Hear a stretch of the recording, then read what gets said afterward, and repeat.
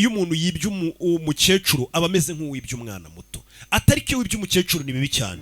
Iyo babashe umwana ababyeyi baba bahari, ababyeyi bakaza wenda bakaba bakubwira tutubabarije umwana, bakakwiyama bakakwihanangiriza. Ariko iyo umuntu ababashe umukecuru cyangwa se umuntu ushaje, hari igihe abo bakecuru bahemukirwa, nta n'umuntu baba bafite baregera. Hari igihe usanga abana be barapfuye, umukecuru abana be bari kurata bahamagara ngo baze bamutabare.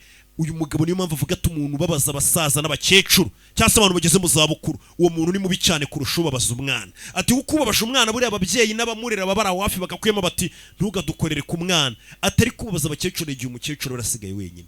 Kandi namwe mwese murabizi abakecuru banyu se nimuzo mwabasize ibyaro n'abasaza. Hari igihe umuntu ashobora kubagirira nabi udahari ukazabikurikirana nyuma. Cyane ko abantu benshi bahemukiye abasaza n'abakecuru nta muntu ujya upfa kubimenya, cyangwa se ugasanga nta n'ubyitayeho.